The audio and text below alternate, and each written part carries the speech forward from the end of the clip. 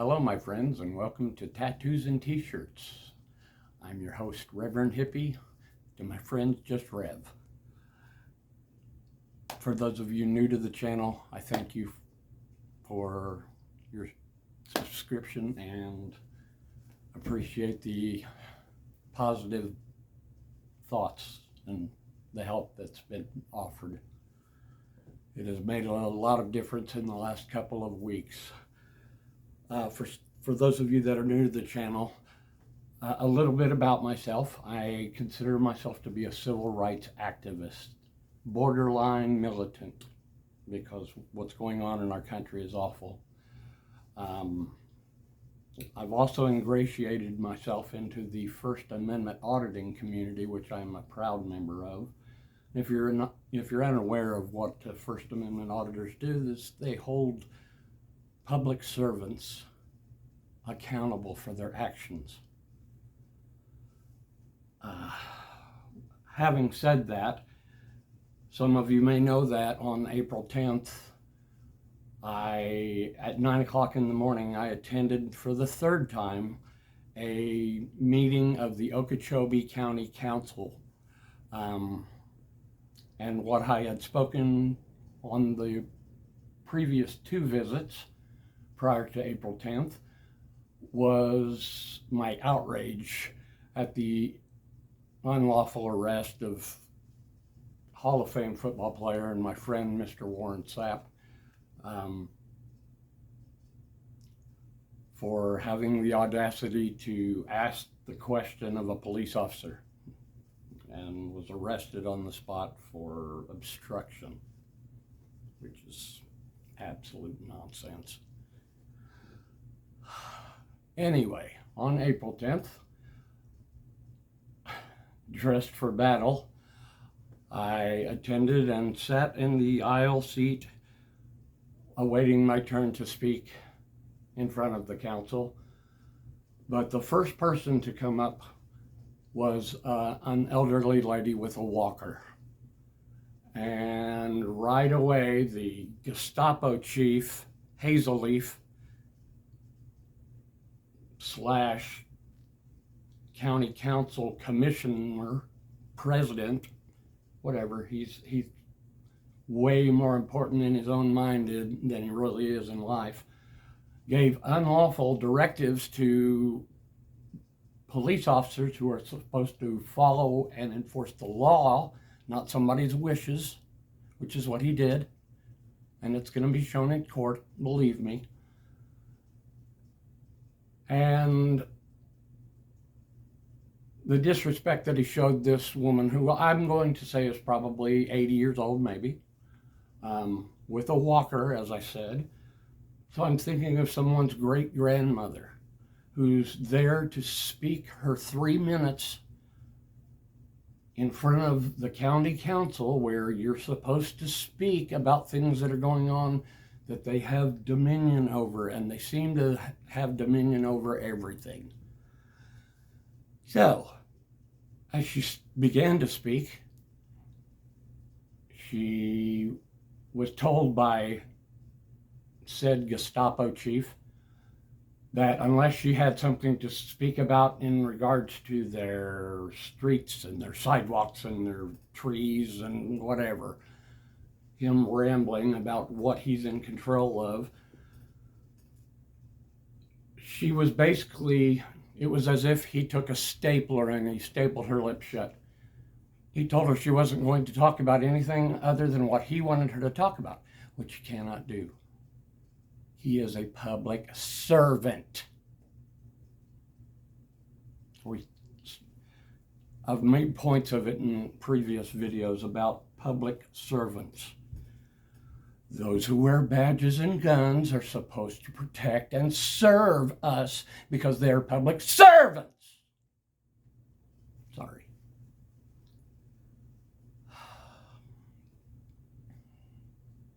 I'll get back to that day, April 10th, approximately 9:30.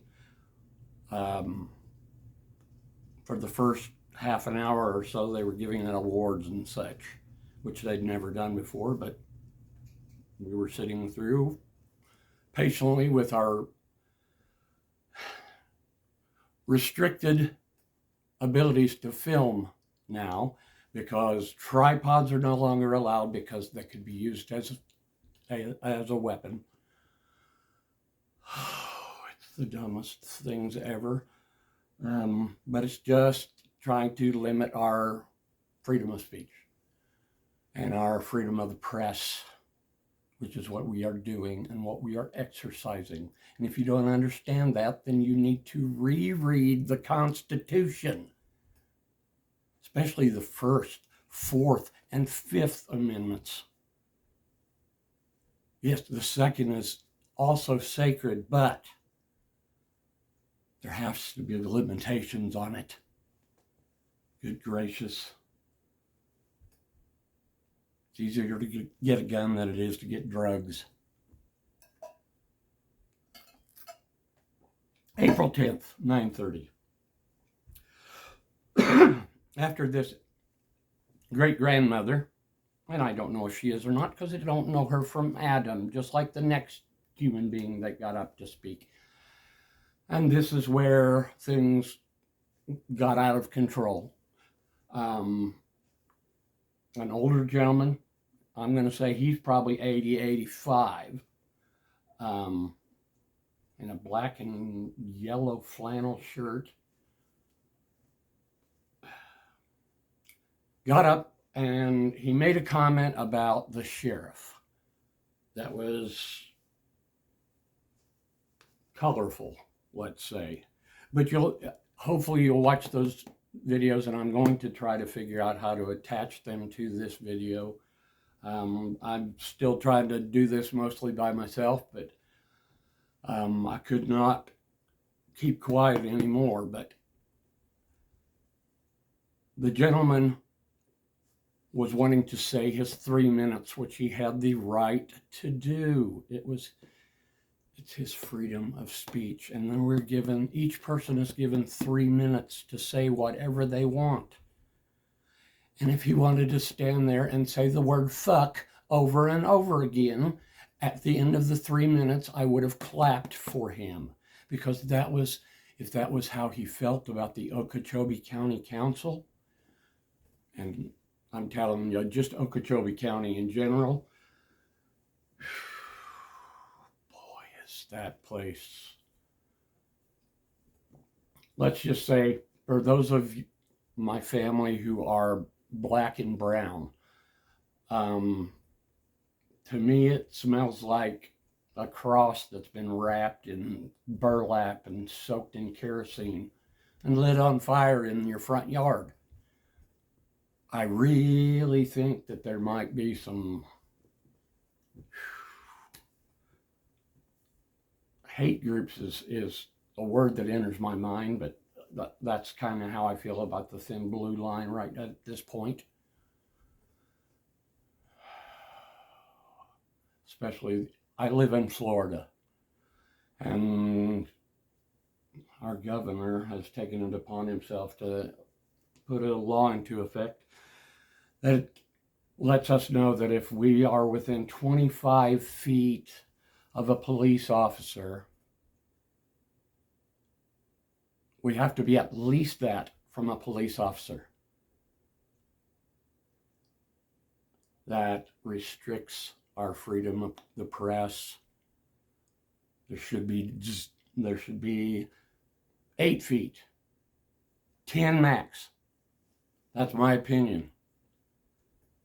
But 25 feet is ridiculous, and it just shows how cowardly those who still wear that gang flag, that thin blue line flag, is a desecration of my flag, the one that I put my life on the line for. So, if you want to, the thin blue line needs to go away.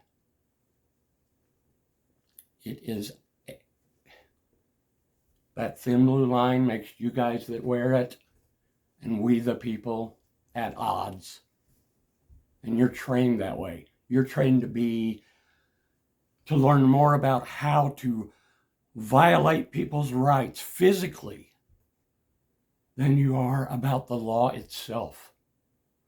And you have qualified immunity to pat you on the butt and send you on your way if you killed somebody and it's not right. If you want to be a police officer, then you need to do it for the right reason. So if you go into it thinking, I can kill whoever I want, which a lot of you do. I just watched video of 10 grown men beating to death and choking to death a man with his hands cuffed behind his back in a prison. I believe it's Sing Sing, upstate New York. Sickening. All of those men are now being charged with some type of murder, and they all deserve it.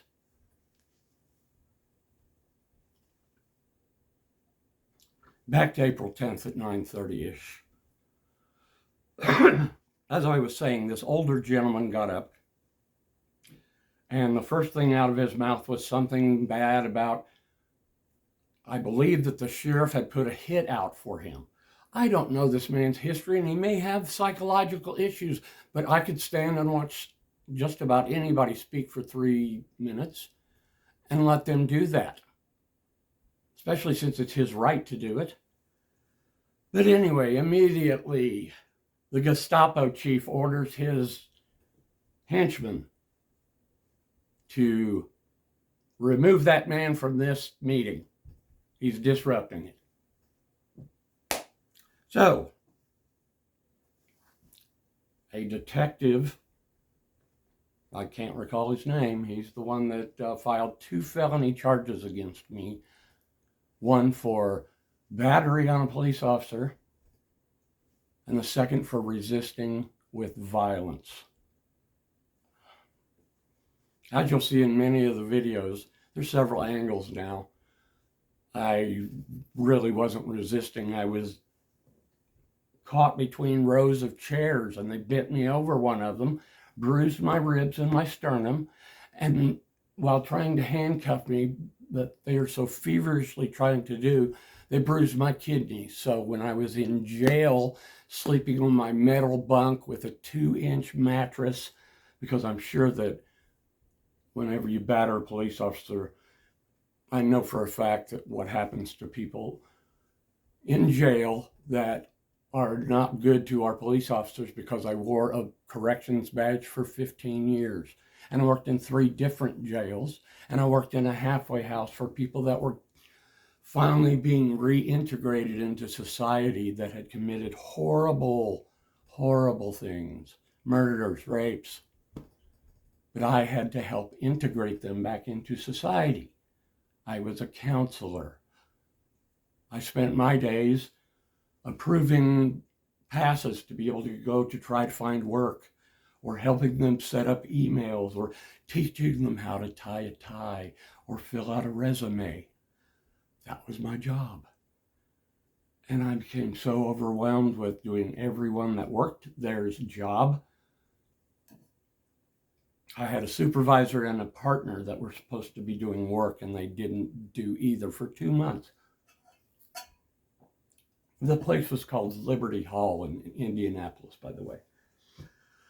I was there for 2 months, and then I couldn't do it anymore, and I started working security for $10 an hour.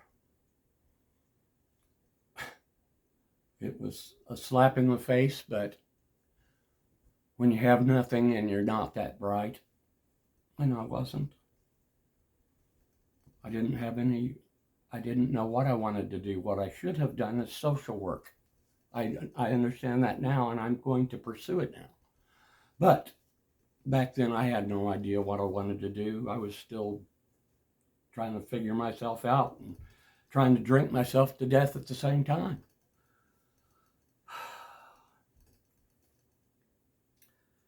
Back to the unlawful assault on the senior citizen who was obviously, possibly, might have mental health issues.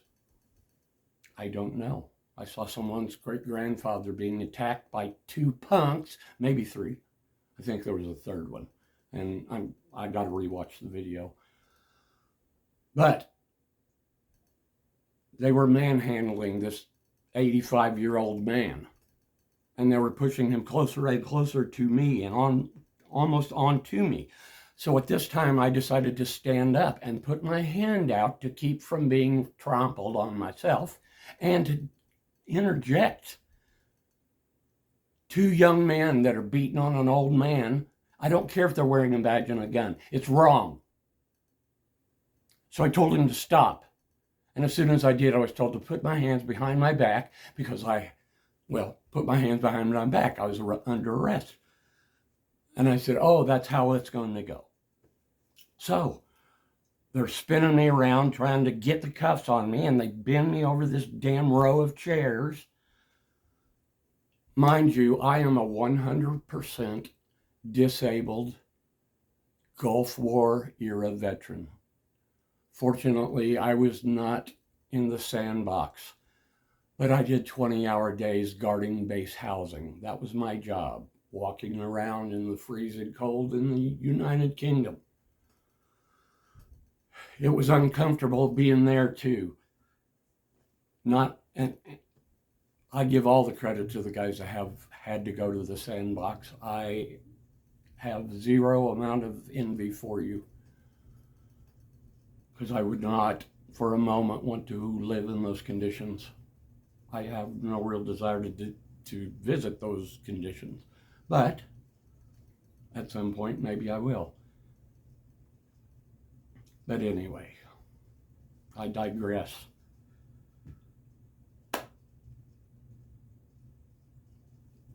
Directly in 1989, I injured my back while training.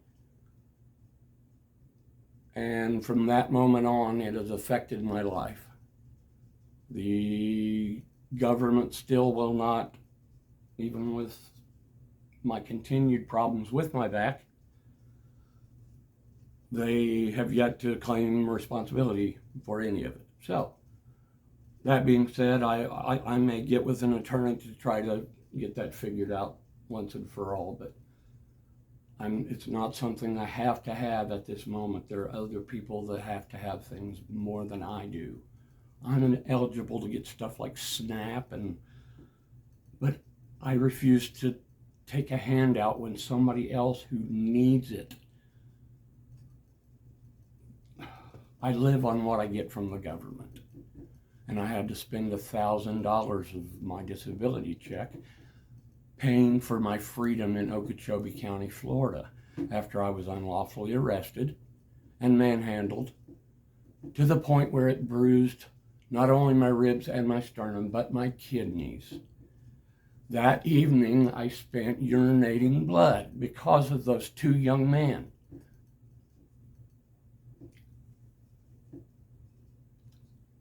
On that note, I'm going to need someone, a civil rights attorney, someone who considers themselves a protector of the people, because I'm looking at 10 years in prison and had to fork over a big chunk of my check that I depend upon every month to be able to subsist.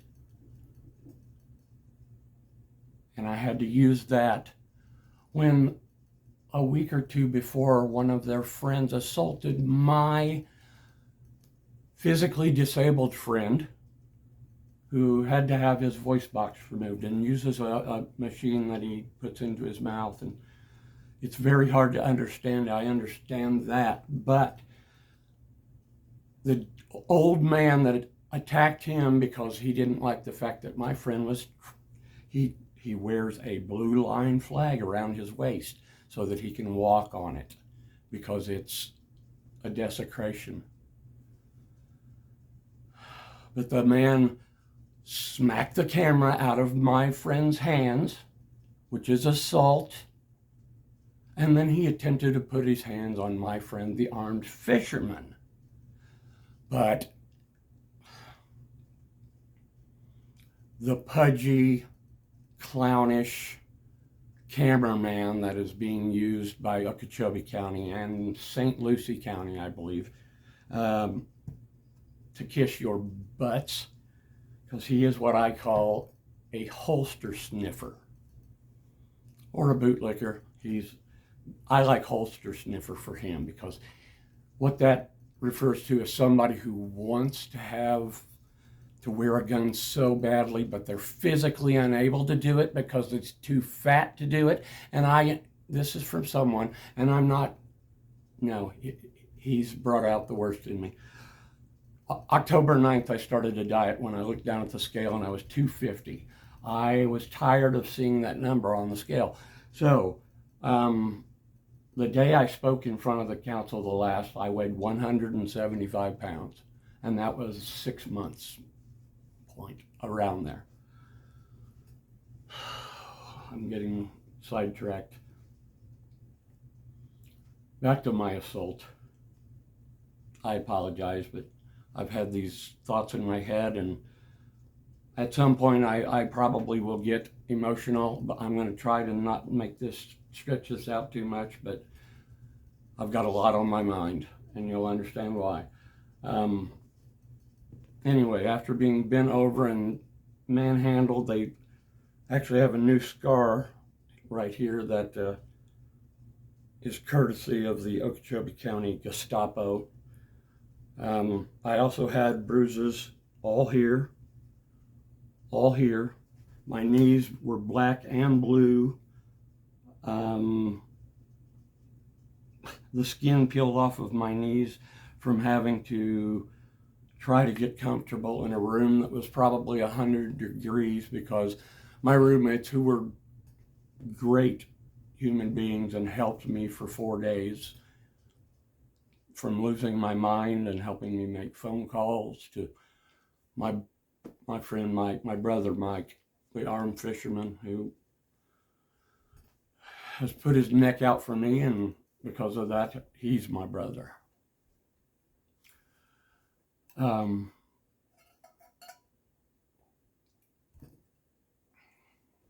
Anyway, they manhandled me all the way out to the car. That's where we'll get back to. All the way out to the car, and I will make it known that after 15 years of working in jails, and 15 years also approximately of working in 911 emergency medical dispatch, and I dispatched for police, fire, and ambulance. I was never really good at fire and ambulance because I couldn't put myself in, I couldn't get into the situation enough. Police, on the other side, I understood, because from my birth, I've been in the police car, off and on, as my father was a member of law enforcement community from the winter before the summer of love, which is when I was born.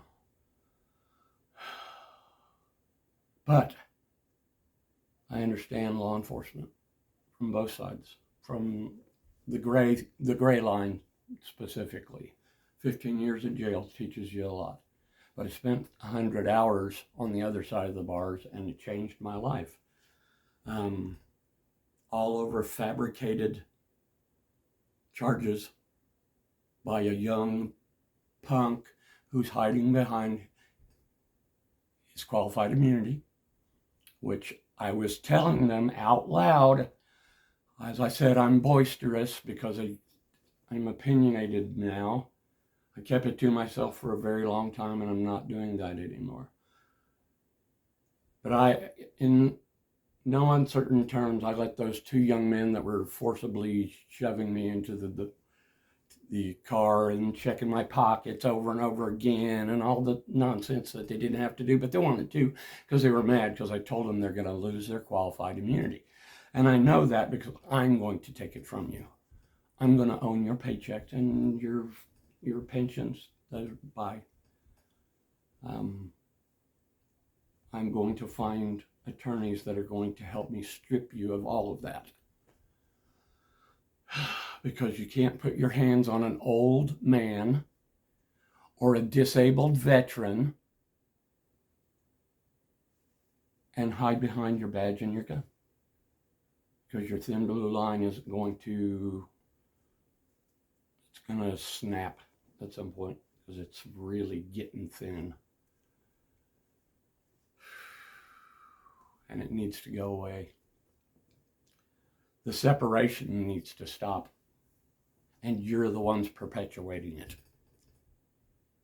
We're exercising our rights. When we film you, it's our right to film you.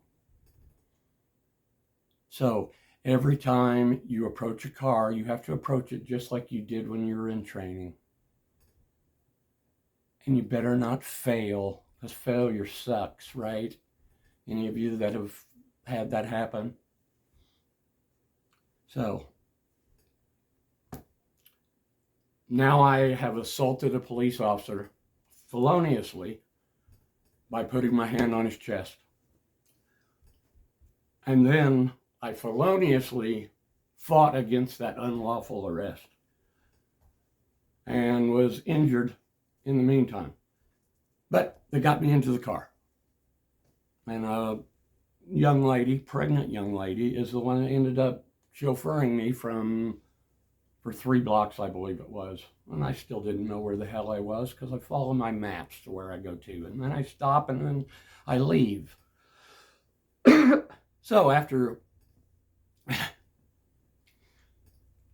she took me to the jail. On the way to the jail, I overheard the gentleman that had arrested me radio ahead to the jail, which is a common practice when you've got somebody who has a mouth, which I have. And I told the young men that they were Nazis. And when I looked at their badge, I saw a red armband with a white circle and a black swastika in the middle of it, because that is what police departments have become. They're the local Gestapo. And it's awful. Local police departments, in my opinion, need to be terminated. In their place, to partner right along with sheriff's deputies, which is how it used to be, social workers, armed social workers. Someone who is supposed to care the most about those in our society who are struggling, which is everyone now. So, being peaceful and empathetic of everyone is a necessity now. It's not a weakness. I've had several people tell me that, and that's the funniest thing to me ever, because when used properly and in the hands of someone who is an empath, it is used as a tool.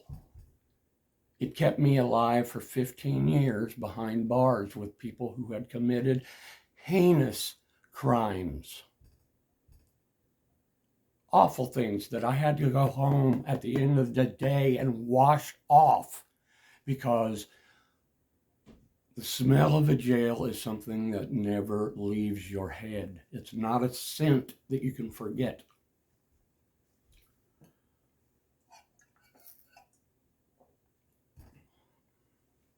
So I literally, when I would get home, would have to wash it off. But I survived by knowing how to use my empathy in most situations. I was an alcoholic, mind you. This is in Indiana. The belly button fuzz of the United States. No, it's got to have something to do with the asshole, because that's exactly what it is. The home of the KKK. When you read something other than the whitewashed garbage that was force-fed us in Midwest Indiana during my youth. I'm so thankful to the few people that stood out. Mr. Armour, again, Tom Armour, my 7th grade teacher, gave me passion about history, which made me get involved in especially World War II, specifically the Holocaust, because I couldn't understand how an entire country of people could do what they did to the Jewish population and the gays and the blacks and anybody that was not white. Same as everywhere. And yes, I also studied post-Civil War South, and I've spent the last 5 years just educating myself on history that was not posed to me in school, like Tulsa. Did you know that the first bombs dropped on the United States were dropped on black folks in Tulsa by white folks that knew how to fly airplanes right after the Civil War? I tell people that I've lived many lives. It's just a form of my empathy. I can easily close my eyes and understand, put myself in someone's situation. And that's why I attempt to be kind to everyone. But if you're a bully, I don't hold my tongue.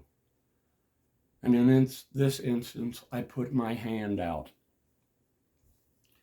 And this young man forcibly arrested me, and I was transported to the jail, which upon my arrival, as I said, I overheard them say, he's not very happy, which in CO language, corrections officer's language, is he's got a big mouth and he's fighting. So when I arrived at the jail, I'm going to estimate that there was about 6 individuals there waiting for me with gloves on, which is the universal way of saying, hi, welcome to the jail. This is our house, not yours.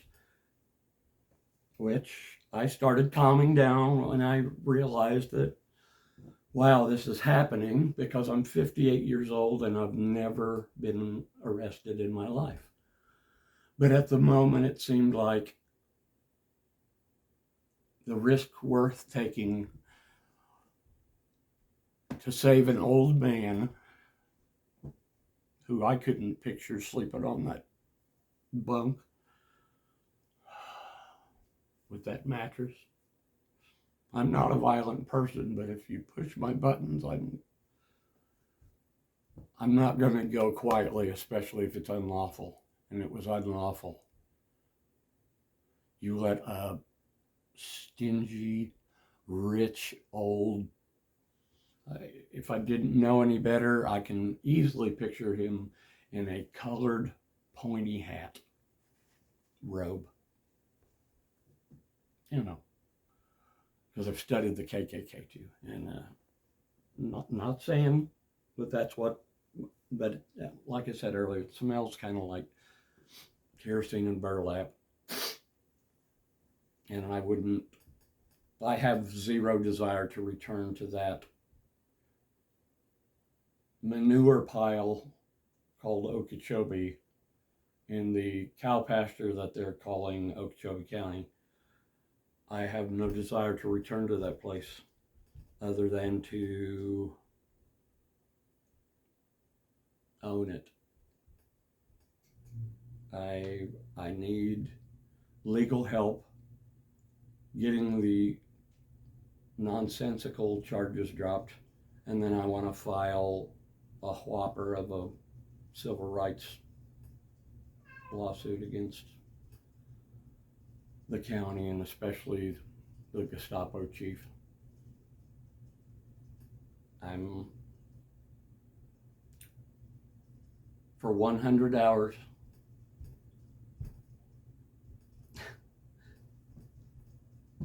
First, I was given about 3 minutes to look through my phone for phone numbers of people that I could attempt to reach out to give me help to get out. When all the time 3 blocks away in my car, I had left intentionally my wallet with my cash and my credit card. I had just gotten paid for the month, my Social Security. So I knew I had money on me, and I was prepared for a misdemeanor charge of, interference. No, but because of my mouth, what should have been a single possible charge of battery without injury turned into 2 felonious charges with a $10,000 surety bond, which, for those of you that don't understand the bonding situation, that means 10%, which means $1,000, which, after swallowing several times, after being told that I was being charged with felonies, I started making attempts to reach out to bondsmen, and no one would pick up. And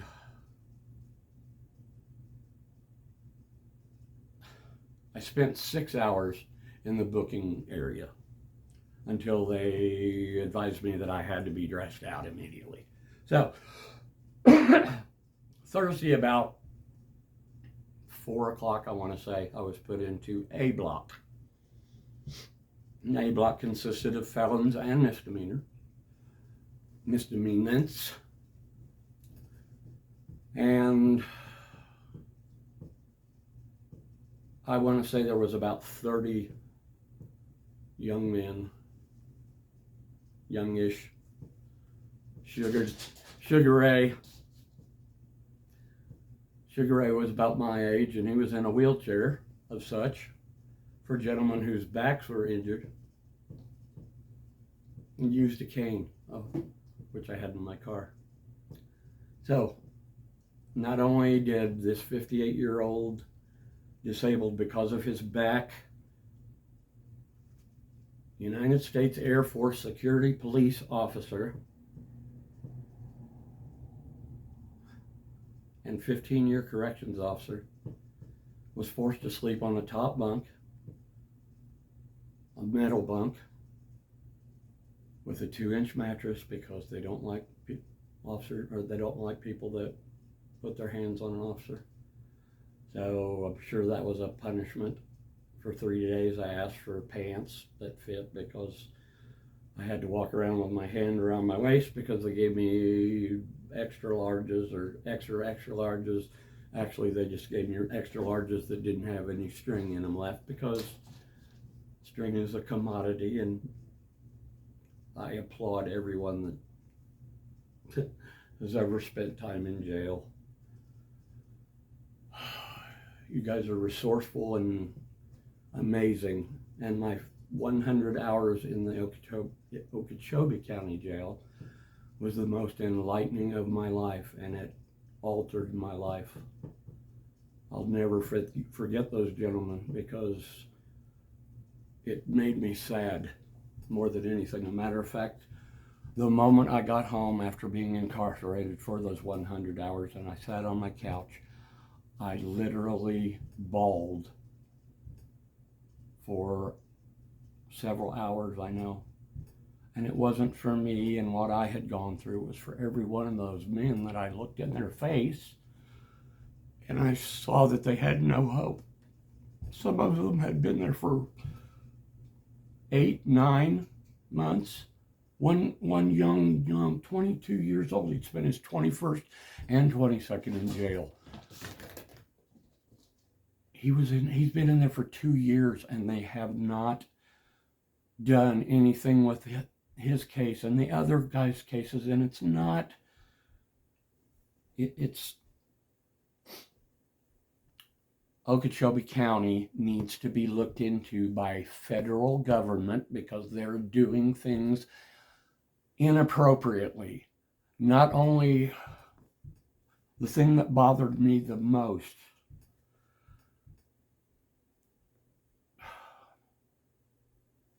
they're literally starving these men. This is why I was ashamed to do this video, because I was afraid I would cry again. But these men, an example, when I went to school and you got your tray in the compartment where the pizza would go on Fridays, usually for us. Imagine that filled with gruel halfway up, and 2 pieces of dry toast, and powdered milk. That was just one breakfast. Then for lunch, it was 2 sandwiches, usually a slice of meat of some kind and a piece of cheese, a single cookie, and a piece of fruit, possibly an apple or an orange, small ones, and a Kool-Aid packet, basically, or tea. It had several flavors that you mixed together, and they all still tasted like shit. And I was only there for 4 days and only started eating after 2 days because I could not.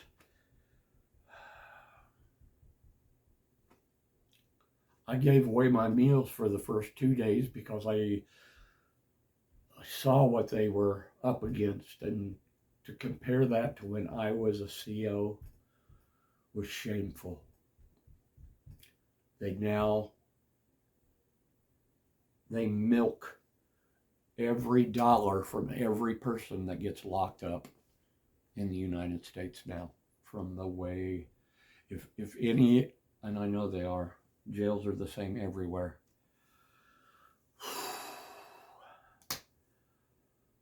Sheriffs are profiting off the starvation that is being imposed on concentration camps that are now just inside barns that they built. It's despicable. And if you have never had someone affected by being incarcerated, especially for the failed, miserable, stupid failure of the war on drugs, no one should be imprisoned for a plant. And no one on drugs, that's having a problem with drugs, needs to be locked up in a jail. They need to go to a rehabilitation center or a hospital. That brings me to, not only was Mr. Todd was one of my roommates, or Buddha, Red Cross, but there was a young man named Matthew that was put in our cell. And Matthew was a diagnosable schizophrenic who spent the entire time, if you didn't check him like a father would, he carried on conversations with the voices in his head. He would do it all the time if he wasn't checked all the time, or tapping on the bed, or just, my roommates believed that he might have been even getting in the shower, emptying his bowels in the shower and stomping it down into the holes.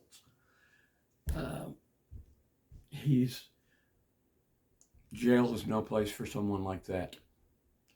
Jails are needed for people who commit murder, who forcibly rape children or women or men, anybody that's forcibly raped. Rape in itself is disgusting. But when you were in corrections for 15 years and you dealt with murderers, rapists, child molesters, and child rapists and killers, You have to go home at the end of the day and wash that off, and you can't do it not with the best of soap. Believe me, I tried.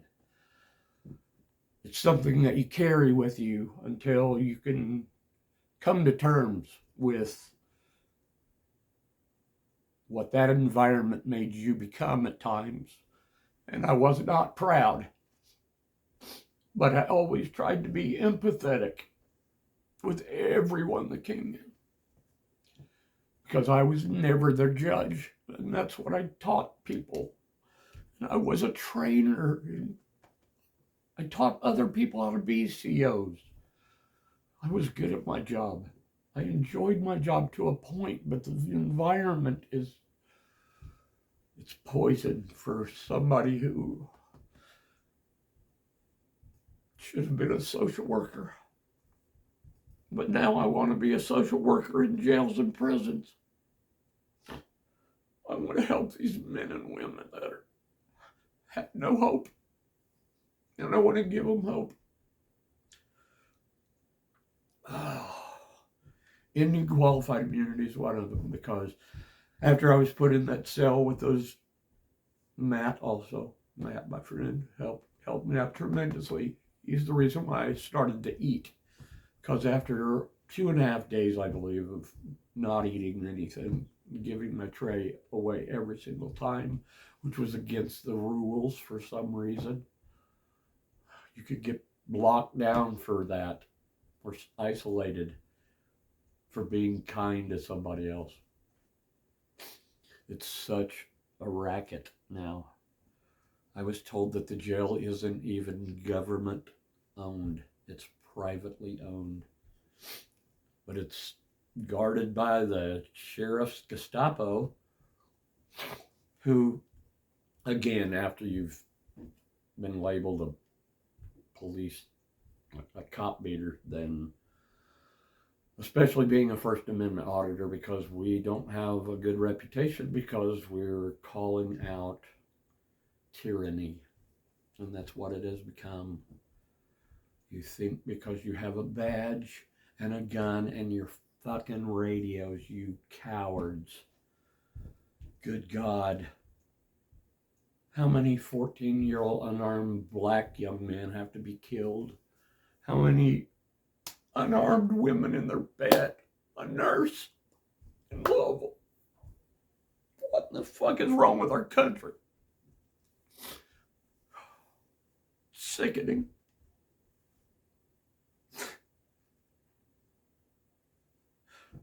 If I see another young person who's unarmed and has their hands up and gets killed by another one of you motherfuckers,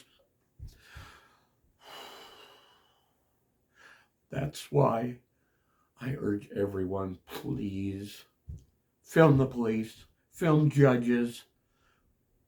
A horrible judge is the reason why I started questioning everything. Because I had a horrible human being who had taken over my entire life and ruined my career.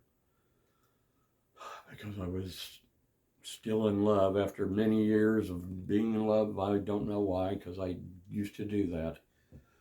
And she was not a good person, and she brought bad people into my house and bad things, and I just wanted her and all of them gone, and she ended up stealing just about everything I owned, and I didn't give a shit, because things are things.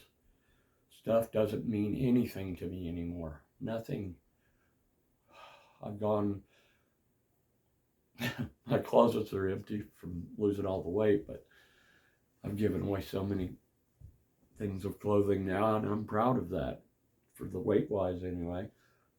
But I'm giving them to places that need them, not Goodwill, not someplace, Salvation Army, nope. I went to a local church, and not the Mormon church. Good God Almighty. If you're a young man and preparing for your mission, get prepared to pay more to go on your mission than you did before, because for some reason the richest church in the world, needs more money. By the way, guys, 10% is not enough. That's why my Church of Unending Empathy has 0 entry fees. just pick up a camera and film police and judges and anybody that's supposed to be a public servant. Hazel Leaf, you're going to learn. Oh. Seriously, one of the most tyrannical human beings, out of control. I think I have more power than God people I've ever seen in my life. And it was his treatment of the old woman with the walker and the old man that brought me to the point of, I'm not going to let this 85-year-old man go to jail after I just heard the cowardly young deputy detective who charged me with 2 felonies again. I just told the old man, put your hands behind your back, you're under arrest. For what? For trying to exercise his freedom of speech. And I am not going to let an 85-year-old great-grandfather go to jail when I knew what was waiting on the other side of all of it, from years of the stink of it. I may have said this in a story before, but it's something that is life-altering. When I moved to Marshall County, Indiana, to begin my tenure there, which ended up being about 9 years because I'm human. The feminine gender has cost me much in my life, but I wouldn't change much. The drinking I would do away with, but that's why I'm a proponent for cannabis and cannabis legalization federally. No more hemming and hawing about, oh, we'll do it recreational to begin. No, it just needs to be no government hands on flower anymore. Cannabis or the hemp plant. Leave them alone, for fuck's sake. They were medicine for thousands of years until what happened? But once again, an old, white, racist bag of shit fought to have the hemp plant and the marijuana plant, the cannabis plant, made illegal because he was a racist bag of excrement that needed a job because he could no longer enforce that alcohol was illegal. So he had to demonize something else. So he and his blustery ass walked around all over the world and threatened countries that if you do not outlaw and demonize this plant, then we won't give you any assistance, any aid. And that was approved by all the white men that ran the country, of course, because white men are just white men that talking heads. I hear very much of value anymore coming out of the Caucasian males and females' mouths anymore. I am finding it hard to find people, white people in history, to idolize because they've always, even up to this point, people of my color are still demonizing people of color. Black people, brown people, we're all a different shade of brown. There's no difference between me and the darkest, most melanated, beautifully skinned people. You'll notice I'm wearing red tonight. I wear red when I'm trying to emphasize something about my native community. Missing or murdered indigenous women. Too many are disappearing and nobody cares. I care. Talk about genocides. 100 million of my native family were killed. And to be honest, like I said, hard finding Caucasian people in my background to be proud of. has been a difficult task. But there are two not Caucasians that stand out that I'm most proud of. The first being, in the English name, Pocahontas, was my 10th great-grandmother. And that makes me more proud than anything. But the other member of my family tree that I'm most proud of was, I have yet to find a name, but he was from the country of Sierra Leone on the west coast of Africa, and he was described as an educated black gentleman. And just for that drop of melanated blood, I'm proud of that. But I've lived many lives, like I said. I can easily close my eyes and be arm in arm with MLK walking across the bridge from Selma, or looking into Emmett Till's casket. Those of you that know Emmett Till, please watch the movie Till. It's a fairly good representation, but Mamie Till, his mother, was and is one of my heroes, and will always be, because she was so brave in releasing the photos of her son who had been lynched and beaten and shot. A 14-year-old, beautiful black young man.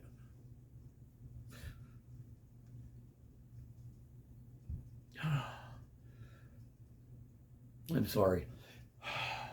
Back to my jail experience. Like I said, I sat down on this couch, and for 2 hours at least, I sobbed because of the hopelessness that I felt for those men. Some of them we're never going to see, especially in that jail. There's no windows, none, no light at all. It's a barn, enclosed barn. Talk about trying to kill somebody's spirit. That is exactly what those places are intended to do. And their families pay literally through the nose. The communications are outrageous. They've got a racket on entertainment. It's pathetic. The meals, though, they depend on commissary. That's how they keep them. They starve them to the point that if they don't buy stuff on commissary or figure out a way to get something extra, like a soup, then literally they are living, they're spending 50 cents a day on meals at the most.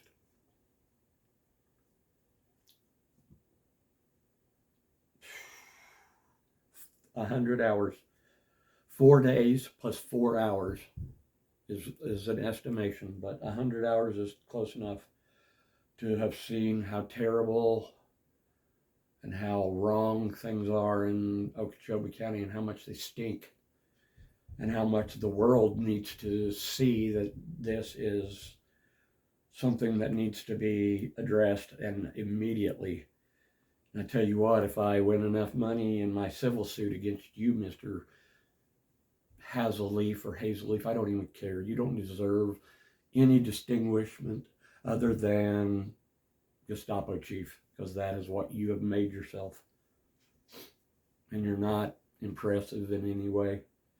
You may have ran things in that county for decades from what I understand. I'm going to change that. I'm going to change that. Anyway, after 100 hours of being locked up in that jail and learning the stories of those gentlemen All of them were gentlemen to me. There wasn't one that was unkind to me. And I told my story of being a CO. I wasn't afraid because when I was a CO, I could sit down in a cell block just like that on the same type of tables with the same type of people. And I was unafraid because I wasn't unkind to anyone other than when I was unkind at times, and I dealt with that person. And that's when I put down the bottle and I started using God's plant that I came to terms, or started to come to terms with what I was and what I had become, what I had been immersed in. And I'll tell you, getting out of the jail, you try to wash the stink off.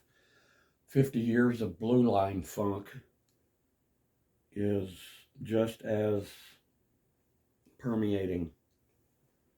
When I became We the People, I'm not a member of the thin blue line gang or the thin gray line gang or the thin gold line gang, because again, I'm going to remind the 911 dispatchers that you are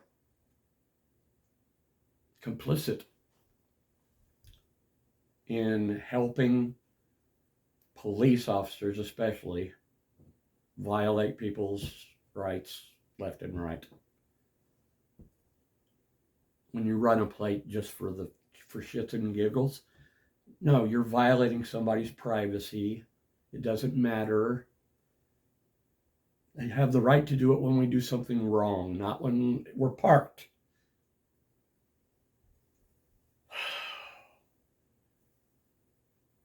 Debt collectors is what police officers have become. Toll collectors. The guys that fill the jails. We need to go to deputies and social workers who are armed, who are the bosses, who take care of the county. All police departments are dissolved and their funds are filtered into the social work / law enforcers. You're going to be peace officers. You need to be peace officers again.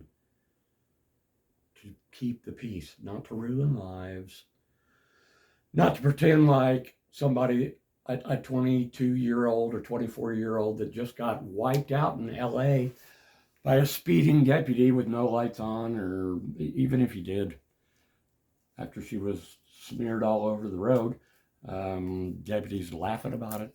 Yeah, and we watched videos of police officers driving around and pepperballing people or shooting water guns at them or food, or just being tyrannical pieces of shit, which is what most of us see when we see a badge and a gun, which is why a lot of us are now speaking out, and I'm not being quiet anymore, because after being falsely arrested and illegally arrested and detained unlawfully for 4 days, because they wanted to prove a point, which they did, and you proved it with the wrong guy, because I know how things are supposed to be and how you're supposed to act. So, with that being said, and with having the experience that I have and having the determination that I now have, I wanted to make it clear that I'm here and I'm more determined than ever. I may not physically return to Okeechobee again, but I'm there every time somebody raises a sign that says "fuck the police," or anybody that's standing up to Gestapo chief and his flunkies, which now the whole commission, the guys that sat on the left whenever I spoke the last 2 times, or the first 2 times, I was going to thank them because they had always looked forward and looked straight at me when I was talking, but Hazel Leaf just looked at his magazine, and the attorney was jacking off in the corner, and the fucking whatever. They're all useless, and they're all hired and voted in by people of that county, which you have a sheriff that he himself deals drugs, but he likes to lock people up for drugs. God knows why. I mean, he deals with, it's FBI, please.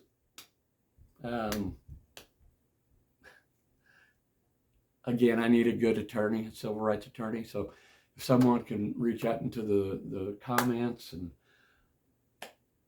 please, I'm trying to make peaceful changes now, but bad people have to go. And Okeechobee County needs a cleansing from the top down. It needs to be not whitewashed. I was going to say that word. Nope, that doesn't mean anything. It needs to be cleansed. Like by a voodoo priest, it needs to be cleansed of all of its iniquities. Strange Fruit rings in my head when I think of Okeechobee now. If you're not aware of that, that was a song by Billie Holiday back in the 20s, I believe. And Strange Fruit was the hangings that were taking place in the South. It's disgusting. That's why it's hard to find Caucasian heroes other than Fred Rogers, who taught me how to be human. And most recently, Jimmy Carter. Wow, he was the most generous president that we ever had, and kindest, most thoughtful, most in touch with the people, because he was friends with, he worked on a peanut farm, and his best friends were black, and he was a kind-hearted man who was kind until the moment he died. And I respected him. Those of you that were snowballed by Reagan and the Bushes are just, wow. Oh, awful. And what's funny is ever since Richard and Milhouse Nixon knew that weed was safe and drugs in general were not destruction of society, but wow, every single president has had the opportunity to just sign their name and put an end to the nonsense that's keeping, I don't know how many young men and women are still locked up for cannabis, but it needs to end. They need to open the doors today, let them all out. Those on drugs, rehabilitation, hospitals, not in jail. It's not the place. You can't recover in a jail. You can't get better in the jail. Jails are cages for men. And cages for men should be saved for those who deserve to be caged like animals, like those who injure other people, those that kill other people, those that rape and pillage and harm and bully. So, bullies come in all different forms. I just happened to find the biggest one in Okeechobee County, Florida, sitting at the head of the county council. Because of the repercussions of his illegal demand to have the old man removed, I was unlawfully detained, assaulted, and imprisoned for 100 hours. I can't emphasize that enough, because that was a short time. 4 days of inhumane treatment. And not just because of the food, but because of the light regimen. Have you ever tried to sleep with the fluorescent lights on? And I had to sleep on the top bunk. And it was so hot, I wrapped my wet towel around my head every night to try to sleep. But like I said, I didn't cry for what I had to go through, because I prepared myself for well, what I thought it had been before. I had hoped that it had improved, but it has so degenerated inside the jails. It's gotten so much worse. It's inhumane. It's just like what's going on in El Salvador right now. It's as I said, concentration camps that are now inside of barns. They don't even let them go outside to work. They're now just left to rot. And I foresee a different future for the United States, especially with corrections. And legalizing this plant is going to be the cure all. Legalizing the plant, rescheduling other drugs so they're more accessible to people that know what they're doing. So we can start teaching people how to use them. I myself can teach. I want to change the world with my Rainbow Revolutionary Army. Pull out your camera, that's all I ask. It's a civil rights, this is civil rights activism. Watch videos of people doing sit-ins and marches and peaceful marches, and learn about the Black Panther Party and the White Panther Party, which was just made, I was just made aware of by Mr. Sapp, because I told him about Fred Hampton and my admiration for him. I did not know that a group of white guys started the White Panther Party after Huey P. Newton said, if a white person wants to help, they could start the White Panther Party. And that's what they did. So I have recently joined the White Panther Party because I would have joined it back in the 60s if I'd been alive. Of course I would have if I was a white man. If I would have been a black man, I'd have been in the Black Panther Party. Better believe it. I still, you'll see, part of my Reverend Hippie makeup is power.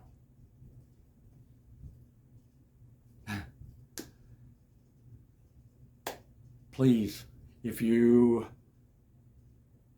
reach out, look at the videos by the Armed Fisherman in regards to Okeechobee. Over and over again, you'll see this hostile old man sitting up there who's balding, by the way. I don't know if he notices it, but I do. He's a tyrant. He thinks that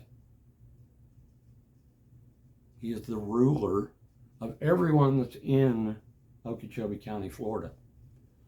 Anyone that's in the government. Well, no, I'm sure it's the other one. Everyone. He is the boss because he's shown that. He throws people out for saying something other than about the sidewalks, or saying the word damn, or oh, out of here, get him out of here. So he's, and the last time my friends were tried to exercise their freedom of speech, there was, I think, 12 members of law enforcement that were there to do the Gestapo chief's bidding. So all of you that wear badges and guns that were there are all members of the Gestapo, and that's what's going to be, people are going to realize, is this is happening everywhere. I called it out because Mr. Sapp was illegally arrested by these thugs in this Gestapo and thought that they could get away with it. And not only are they looking at a $20 million lawsuit from Mr. Sapp, he was able to bond out on a misdemeanor charge of interference. I, however, spent 100 hours. And for every hour I spent there, I'm going to charge him $1 million. Sounds like a good round number to me. And I'm going to find somebody that wants to back me up, because it's clear in all the videos, all of them, that I did nothing to assault the young cowardly detective and his slicked hair buddy. Wow, you're using a bit too much mousse, my friend, and it's that part. Wow, you're a tough guy, and I'm going to take your qualified immunity too, my friend. And that guy that was a little bit, maybe around my age, that was also manhandling the guy, I want to see yours go as well. I want to see all of yours go, all of them. The sheriff. I want to start over. I want to have a hand in hiring everybody that works at Okeechobee County, and I want to help the good people run for the offices that are elected. That's when I'll return to Okeechobee, is when it's time to fight against what's there now. And I'll do it peacefully. Just like my hero, Martin Luther King Jr. He was a flawed man. Who cares? That was between him and his wife, and Hoover was such a dirty bag of shit as well. If you're related to Hoover, you need to cover your head in shame, because he was a foul human being. Oh, and most of them are old and white. I'm going to say this now, and this is going to shock a lot of people, but if you are a baby boomer, if you're from around that age, if you're 80 or 85, 90, if you're above 65, if you're retired, you should no longer be able to vote. And I say this because we need to put a cap on the age of people that we elect into office, especially those that are staying in for a long time, and not ones that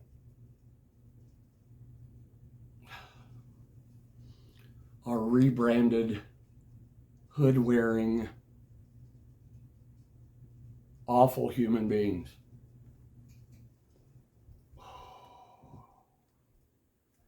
We need to take back our country from tyrants. And I'm not going to rest until I'm starting local. But when I see bullies, I can't hold my tongue. And that was especially bad in corrections, because when I had men that abused their wives or abused their children, I had a hard time holding my tongue and my frustration and wanting for them to do something out of line so that I could punish them. That was when I was playing judge and jury, but drinking heavily to go home and forget it. But living behind those bars for 100 hours changed my life. And because of the men that I met in there, I will never stop fighting for change in the correction system and the jails and prisons. The youth especially, holy shit.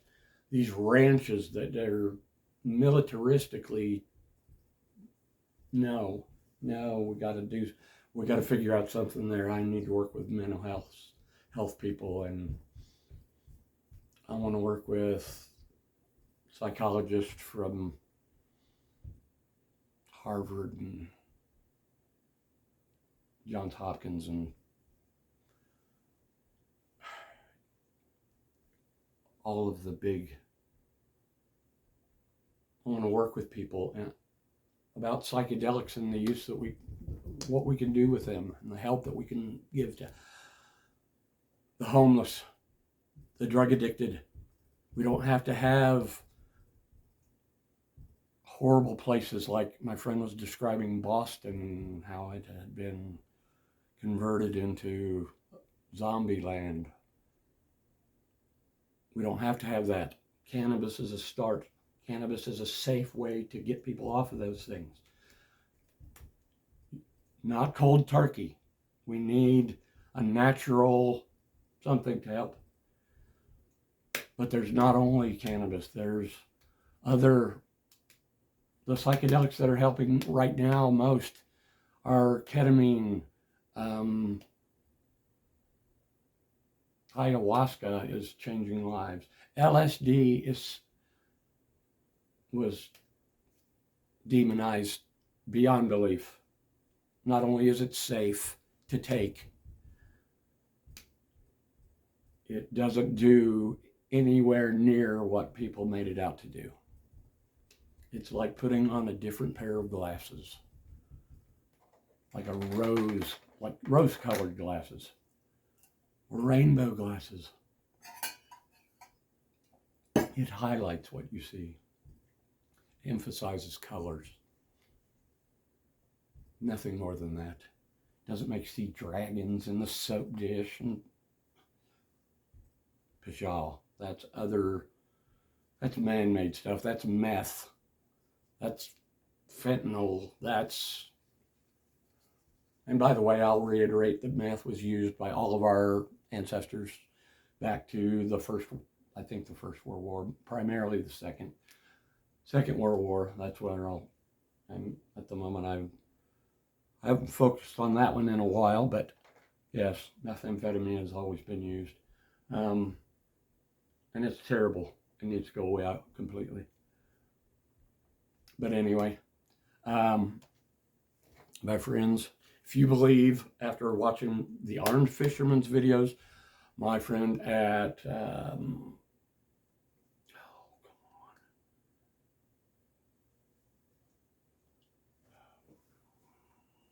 I'll attach their channels to the notes on here if I can figure it out. But Mike, the Armed Fisherman, I'd like to thank Warren Sapp. We had a good talk, and he understands where I'm at, and good gracious, I'm JohnFilax, Filax, JOHN, JohnFilax. He's doing great work. I have so many to mention.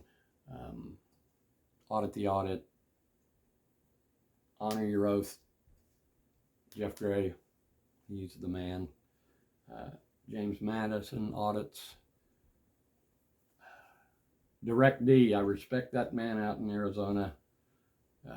He goes at him like I would, but I'm trying to tone myself down.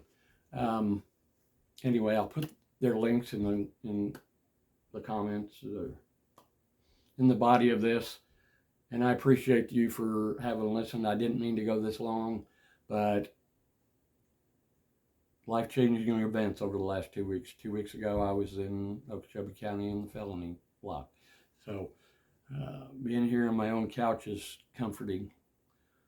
And I'm glad to be here with the thanks of Mike, the Armed Fisherman, who literally was there for me when I was unable to find anybody else that I could count on. So please join my movement. Fill up the comments. Tell me what I need to do here. Help me out. If you know a great attorney, because I need a great attorney, and somebody that wants to go and hammer Okeechobee County, please reach out to me. Please like, subscribe, and share this with as many people as you can, because my freedom depends on this. And if you think that my arrest was unlawful, just look up Okeechobee County. You're going to see 1,000 of them.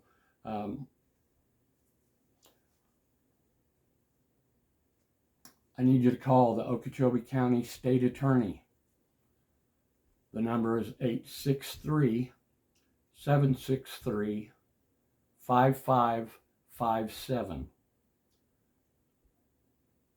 I'll repeat that one more time, 863-763-5557, and that's the Okeechobee County State Attorney. He's the one that determines whether these are going to be pursued or not. And if enough people call and say that this is unlawful and this is not right, and I was protecting an old man and not assaulting a 35-year-old punk, my ribs still hurt. Please call them.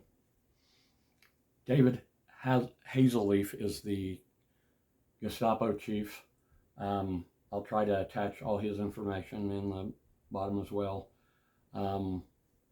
Thank you all for listening. I love you. Thanks, guys.